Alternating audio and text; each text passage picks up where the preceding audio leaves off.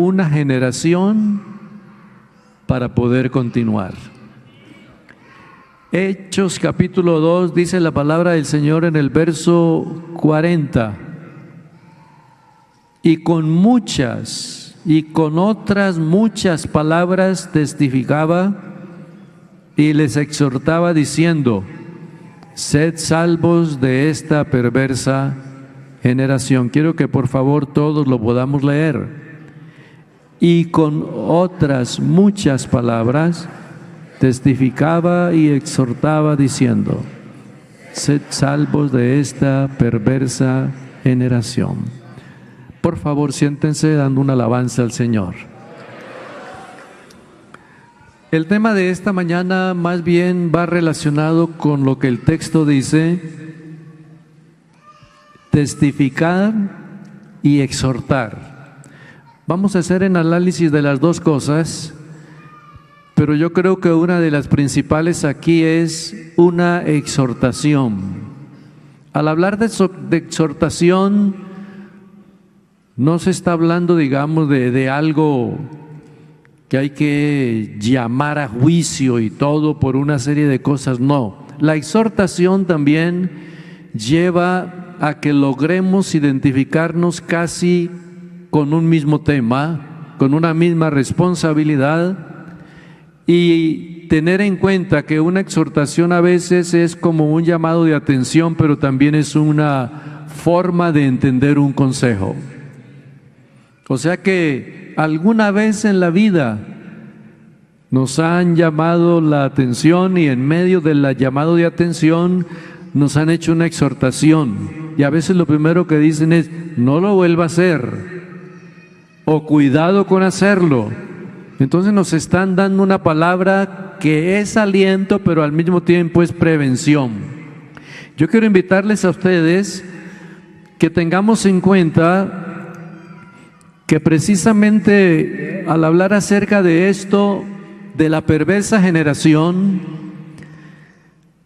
estaba yo pensando la forma como el apóstol es inspirado para poder hablar acerca de sed salvos de esta perversa generación, y es como ustedes colocar, vamos a poner un número aquí, pero eso es sin número, que hubiesen 30 o 40 o 50, una sola fila de 50 personas, pero que aparece de pronto una voz que dice: fulano, sale de allí allá, fulano, sale de allí de la fila allá. Y entonces van saliendo de esos 50, salen 20, 10, o pueden salir 40.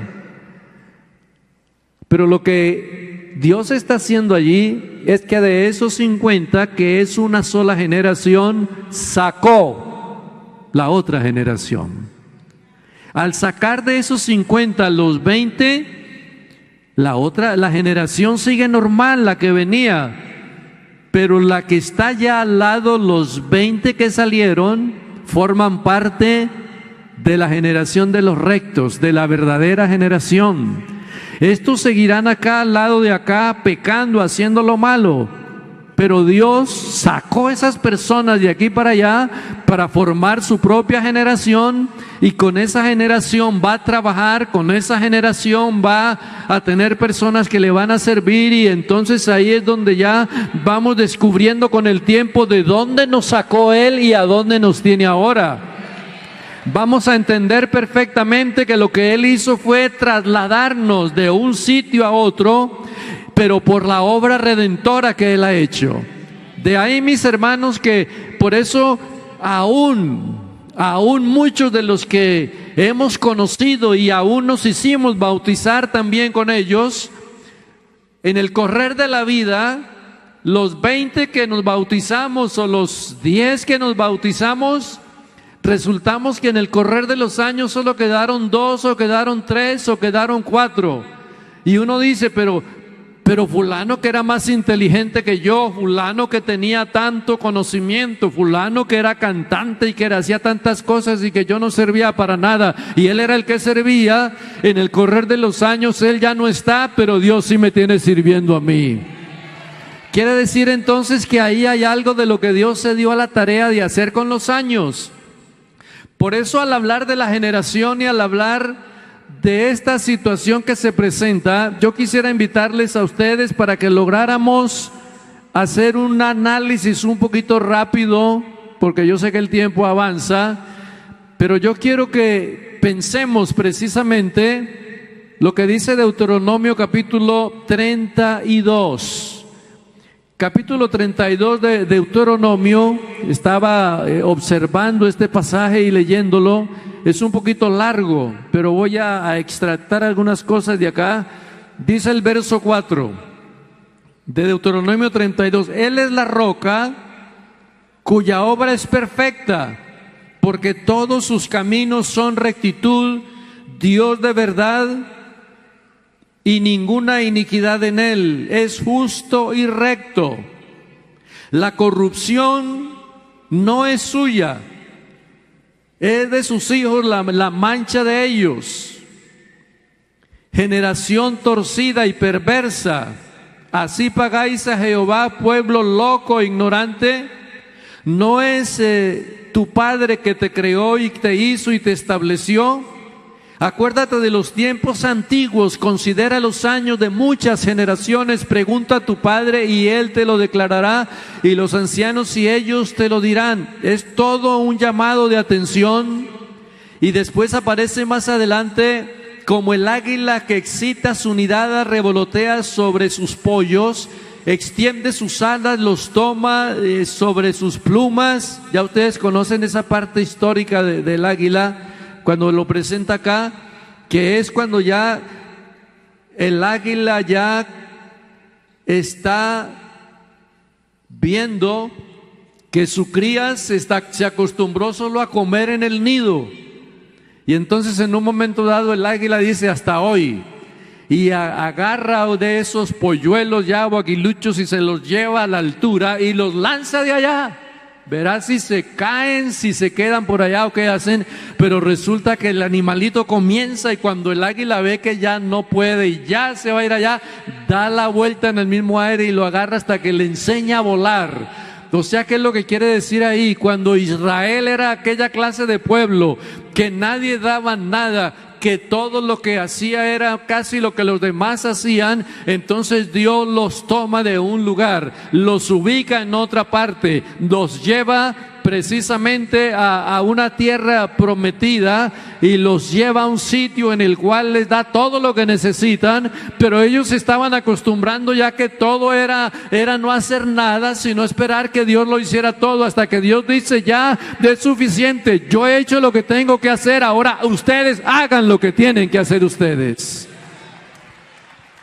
Eso le sucede a veces a algunos padres con sus hijos. El hijo que tiene 30 y 35 y no piensa irse de la casa, ni formar hogar, ni nada. Bueno, ¿y tú por qué, hijo, no has pensado salir? Dice: no, es que yo estoy muy bien atendido aquí. Yo no me voy a ir de acá de la casa, tengo comida gratis, alojamiento gratis, todo gratis acá, y si me salgo de aquí para allá voy a tener que pagar todo allá, entonces sigo viviendo en lo gratis acá. No es así con Dios.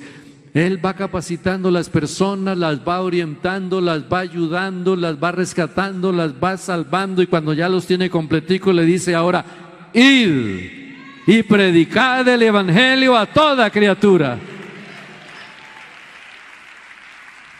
La palabra del hermano Larsen era una palabra muy común.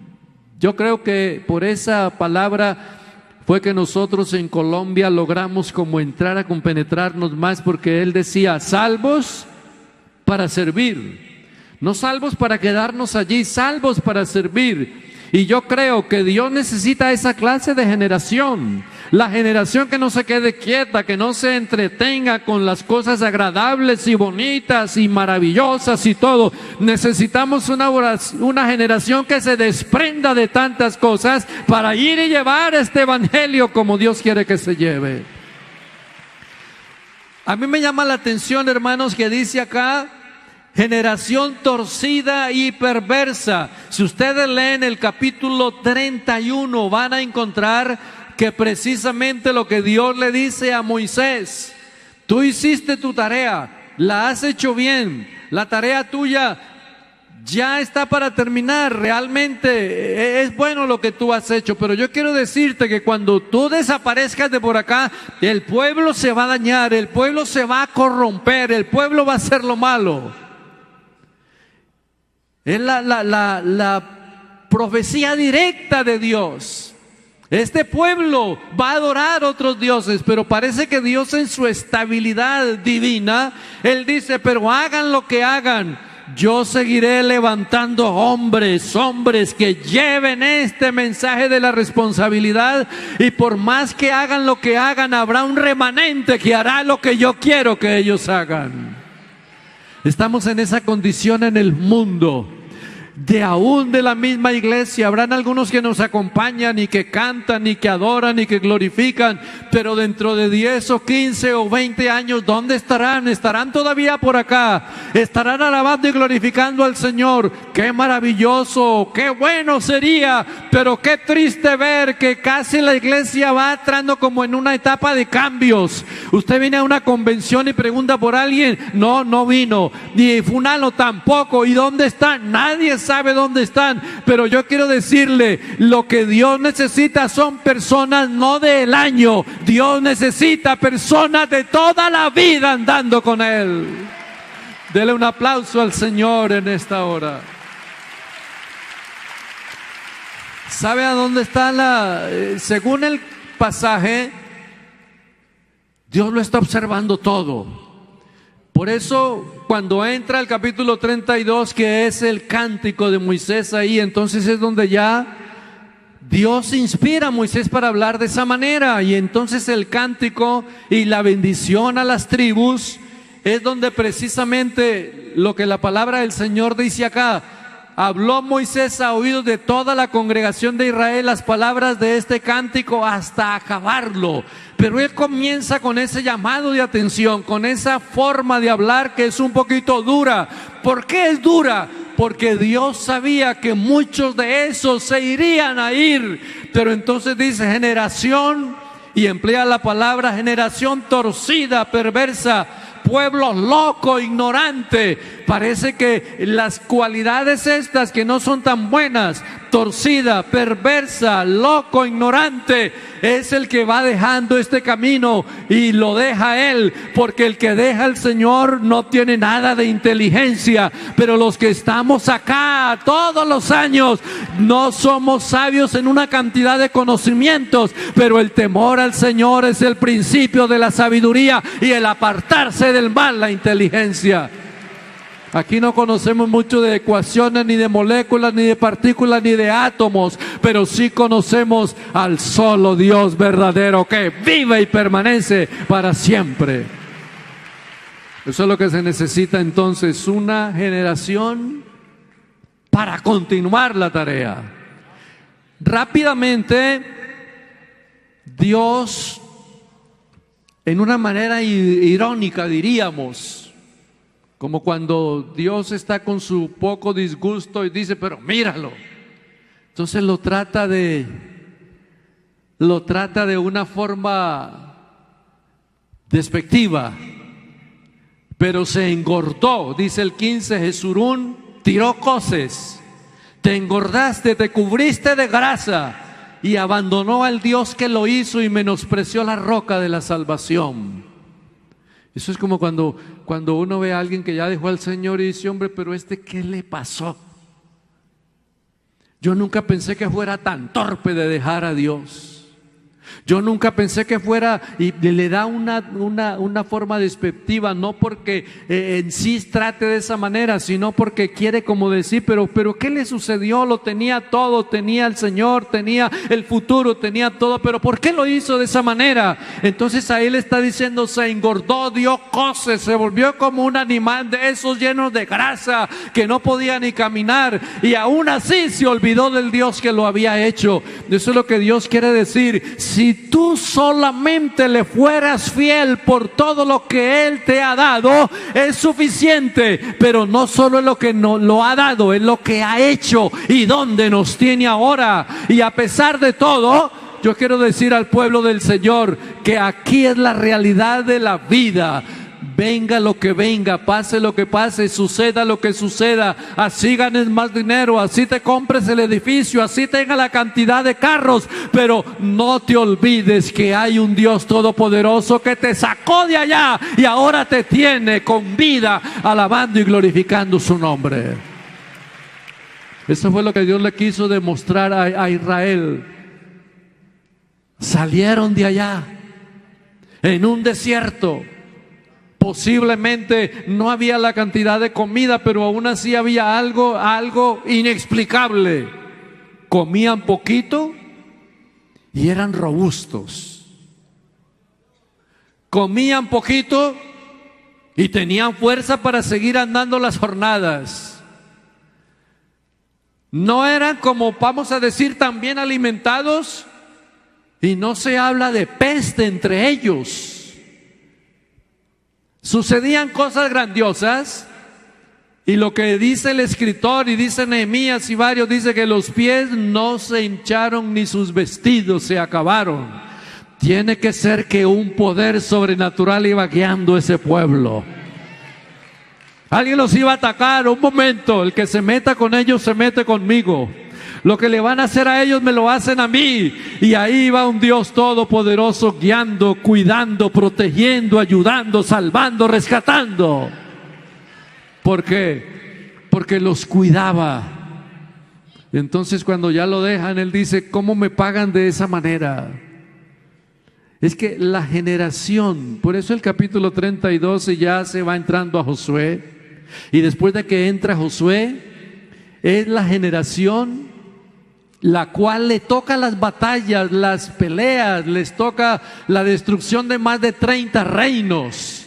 Y cuando toca todo eso, entonces es donde ya ustedes van observando que precisamente en esa condición viene ya lo que dice Primera de Corintios 15:58, la firmeza y la constancia.